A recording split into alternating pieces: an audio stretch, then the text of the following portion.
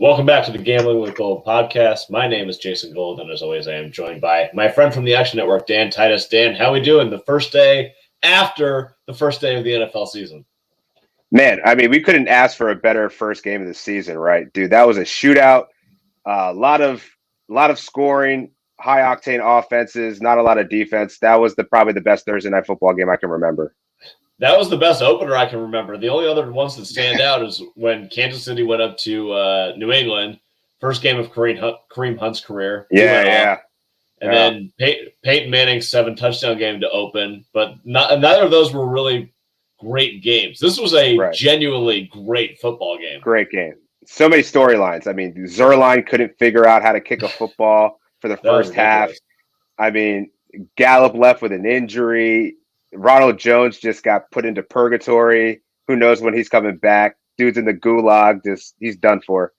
But yeah, CeeDee Lamb and Antonio Brown, man, like that was a great football game. So glad it happened on day one.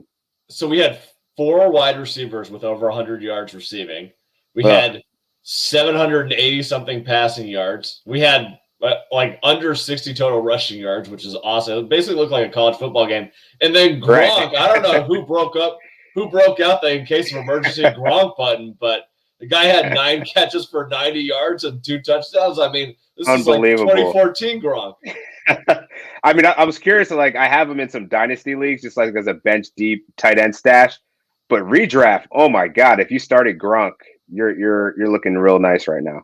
I don't know why anyone would have, but now everybody's going to. I don't know if this did a year off and then like a full offseason with Tampa Bay. Now we just get like normal Gronk. He's like fully back. Prime Gronk, right? Yeah. I have no idea. Anyway, so you guys saw what happened last night. It was a great time. We all enjoyed it, but we're all here to make some money come Sunday and come Monday.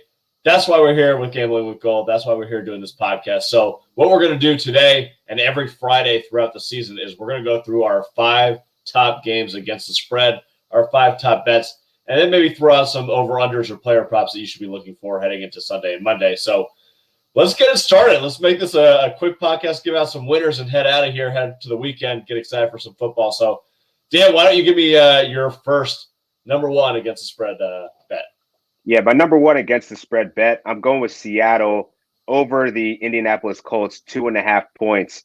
I think this number is still really small. I'm surprised the books haven't started to react a little bit more to news of Xavier Rhodes, the top cornerback for the Colts, being ruled out. They're also going to be missing Kumiko Toure, who's a D end for a groin injury. And then Eric Fisher, the left tackle protecting Carson Wentz's blind side, is also going to be out with an Achilles injury. So, the injuries are just mounting for the Indianapolis Colts. I still think that they'll be competitive in this game, but to me, this is a perfect game script for Russ to cook.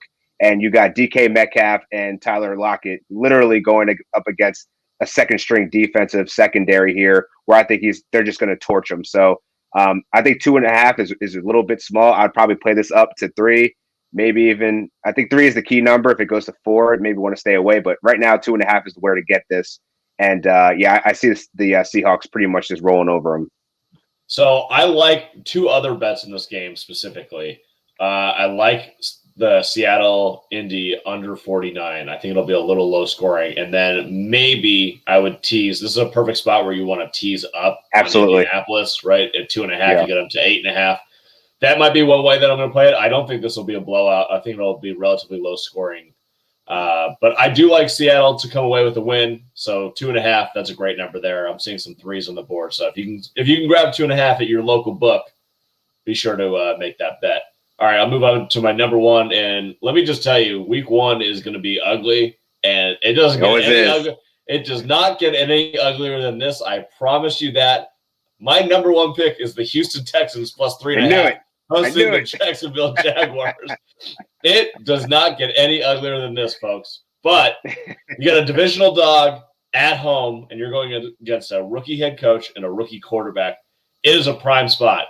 You can say what you want about Tyrod Taylor and his future in the NFL, about whatever, or David Culley, someone who's probably going to be the head coach for exactly 17 games, and then he'll be run out of Houston.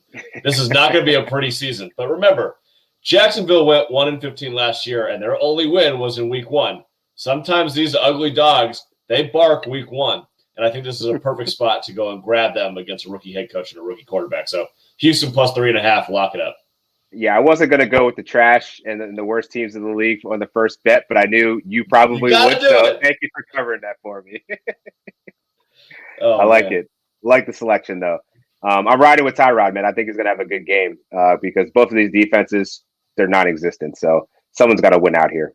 Do you like the over here? It's a little low. It's like 44.5, 45. Looking at Jacksonville Jaguars' pace in the preseason, I think Urban Meyer's actually going to be running a pretty high tempo offense. So I wouldn't be surprised if this over hit, man, because I think everyone's just fading this game in general. So no one's paying attention, but I wouldn't be surprised if it was a high scoring affair. I'm not betting on it right now, but I wouldn't be surprised to see some movement here.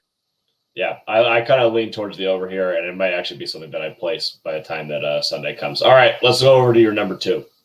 Yeah, my number 2, I'm going to take Washington over the Chargers money line straight up. So right now it's pretty much a pick 'em. Washington is favored by 1 point, but with the Chargers traveling to Washington, they have a whole new offensive scheme here. Yes, they did bolster their offensive line. They do have a healthy defense, but ultimately I think that this game is actually going to be a low-scoring affair with the defense is pretty much dictating the game script. And, you have Austin Eckler, who's he's been rumored to be practicing. He's already said he's expected to play, but that hamstring may pop up as an issue. And, with the Washington stout rush defense and pass defense, I think that this team is really in a good position to not only position to win the division, but I think get an early win here against a team that's traveling across country on their home turf with fans actually in the building. Fitzmagic is a game changer for the Washington football team. Definitely an upgrade to Alex Smith, Dwayne Haskins, and whoever else they're trotting out there. I think we'll see a better Washington football team here, and they'll get on the winning side of the season in Week 1 against the Chargers. All right, so my number 2 also is Washington -1. So I'm glad that we're aligned on this one. Yeah, I've been circling this one all off season. The line didn't make any sense to me. I thought I should have been Washington by at least 2 or 2.5. At least make it even. I'm right. Projecting that home field is around 2.5 points this season with fans back in the stand. So Washington -2.5, make this basically a pick 'em on a neutral site would have been fair to me. So wherever you're seeing it, it's out there between Chargers -1 and Washington -1. The line that I have in front of me is Washington -1. I love that. And you're right. I'm high on the Chargers this season. I'm also really high on Washington, as we've discussed on previous podcasts. I think that going east with the state of the Chargers right now, first game offensively altogether, I think this is a team that's really going to be strong in the second half of the season and is not going to start off super strong. I really like Staley, but again, it's his first time coaching a game as an NFL head coach against Ron Rivera, who's coached hundreds and hundreds of games. I think that Washington will be up for this one. And I agree with you. I think that Fitzmagic is a big game changer for them, and their defense is absolutely wonderful. A little concerning that Curtis Samuel isn't going to play, but the reports of Diami Brown have been awesome. So I don't expect that much fall off there. And yeah, like you said, this is going to be a low-scoring game. Antonio Gibson should be able to find some holes, some wiggle room. So I got Washington maybe like 24-21, something like that. I like it. All right, let's move over to your number 3. Number 3, going a little spicy here. The New York Jets to score over 19.5 points against Carolina. Why the hell am I banking on the Jets? I love it. It's really because I feel like the revenge game narrative for Sam Darnold to just come out and just do whatever he needs to do to embarrass the Jets is really going to play into this game script here. Robbie Anderson as well also has some really nice stock in this revenge territory. And, a lot of sharp money, as I was looking at some of the insights, is coming on the Jets over here. So, the trends, I got to follow the sharp money here. And while most people are probably banking on this under, just given the state of the New York Jets, as well as the Carolina Panthers and having a complete switch at quarterback, CMC's coming back, a lot of details and narratives to shape there. But I think at a game total at 43.5, it's kind of conservative to assume that the Jets won't score at least a couple touchdowns and a couple field goals. And I think that that's well within the possible for them to achieve. So I like the Jets here over 19.5 points. I think they'll probably end up with around 23, maybe 24 points if they're best. I don't envision them. I don't envision them winning, but I think it's going to be more of a high scoring affair than people may be looking at. So this is actually my number one over on the board. I swear to God, we didn't talk about this before, but my favorite over of the week is Carolina Jets over 44.5 points. I bet it at 43. I bet it at 43.5. I bet it at 44. I'll probably bet it up to 45. This is a number that I love. I actually think both of the offenses are going to come out swinging. I expect a lot from the Panthers to improve in the red zone this season with Christian McCaffrey and second year with Joe Brady. I think that Darnold will be an upgrade over Teddy Bridgewater in the red zone. So I'm expecting some offense there. And the Jets secondary is really a liability for them right now. Also, a lot of the big pieces that they brought in for Robert Saleh's defense are now injured. So we got some issues on the Jets defensive side. I expect Carolina to score, probably 27, 28 points in this game. And I'm a big believer in Zach Wilson, man. Every report that anyone who knows anything about quarterbacks is this kid is an absolute very stud. high on him. Yeah, and I'm big on Elijah Moore. I think they're going to be able to score. The Panthers do have some nice defensive pieces, but they're still really, really young here. So I believe that over 44, I would take it up to 45, take the over, and Jets over 19.5. I love that one too. So let's ride. Let's see a lot of points in Carolina this weekend. Let's do it. Yeah, so I will move over to my number 3 pick, Tennessee -3, and I actually like the over for the game 252. Arizona, as we've discussed before, their secondary is really bad and in really bad shape currently right now. Their number one quarterback is basically a fourth string or a fourth round pick. Okay, good luck against A.J. Brown and Julio Jones, buddy. Right, I think Tannehill, Julio, A.J. are going to have absolute monster games. I do not trust Cliff Kingsbury in an opener, although they did win last year. I think that Vrabel is a clearly better coach than Cliff is, and I expect them to throw up at least 35 points in this game. I think it's going to be hard for Arizona to play catch-up. So I got this one 35-28 Tennessee, which would go way over and get you some money on Tennessee -3. I think this matchup is fantasy gold here. I think that this is going to be a lot of high scoring. Like you said, the Arizona secondary is just depleted right now. And when you're going up against two elite receivers like A.J. Brown and Julio Jones, it's a recipe for disaster here. So Budda Baker, great free safety. But at this point, those corners are going to get abused. It's going to be a high-scoring affair. We know how Kingsbury's offense is really predicated on spreading the ball out, moving it around. Tennessee's defense isn't that good either. They're just fortunate to be in a really bad division. So I think we'll see some holes in the gaps in both defenses that will result in a high-scoring affair. So I'm with you there. All right, let's move over to your number 4.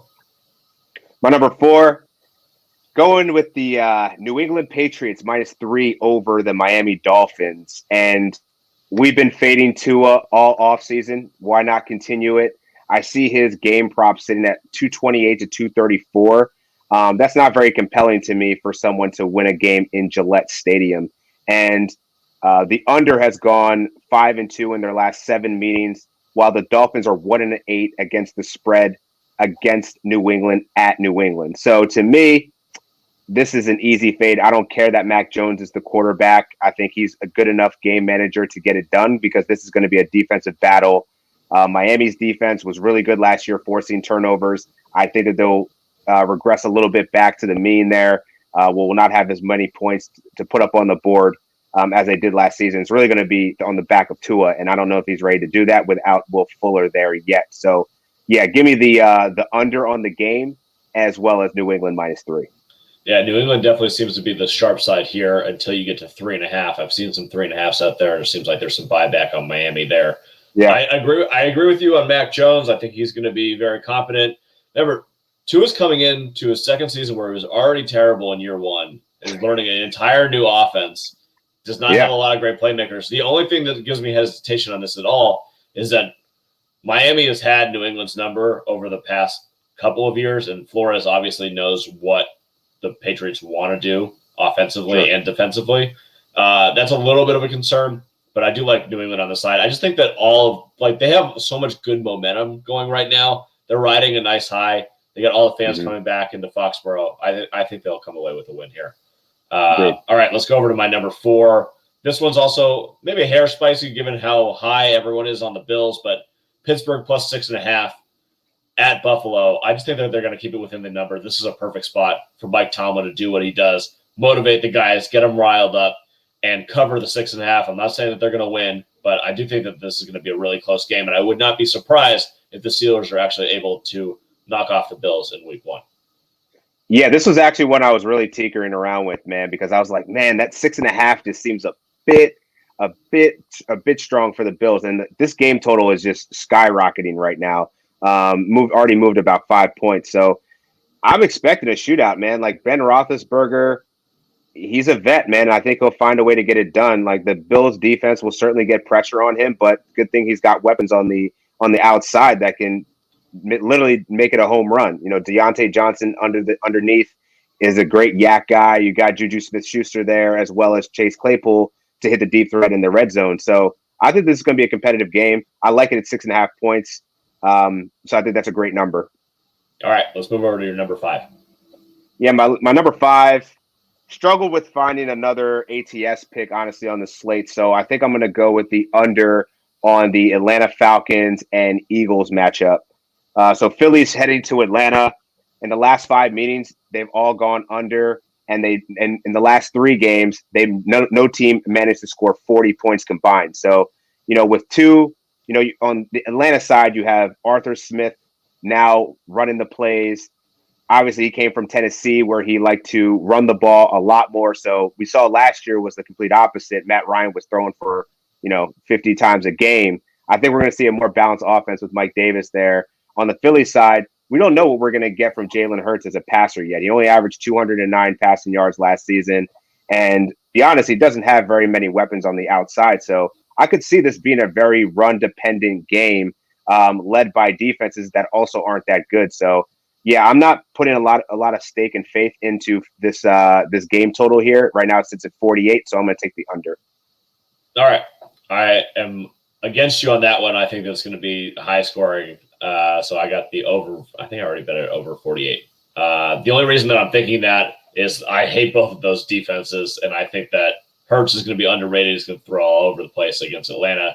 And I think that Atlanta's offense, I think they're going to come out swinging. Like, I really, really believe in Arthur Smith and the playmakers they have. So we'll go head-to-head on that one. Yeah, I like it. Head on that one. My 5th one here, I struggled with doing 5 against the spread. This is definitely my 5th. Kansas City -6 against Cleveland. This is just a bet on Andy Reid in September and Patrick Mahomes in September. All they do is win and cover in September. So Andy Reid with bye weeks, this is just what he does. He destroys teams. Cleveland is really, really talented. Your Super Bowl pick, if I'm not mistaken, right? I mean, look at Baltimore's situation right now. Yeah, real nice. I like it, and there's still a great number for the Browns to win the division. I think it's plus 155 right now. Absolutely go and bet that. I am a believer in the Browns having a big season. I just do not think it's going to happen in week 1. Remember, I've talked about Kansas City having a bad year.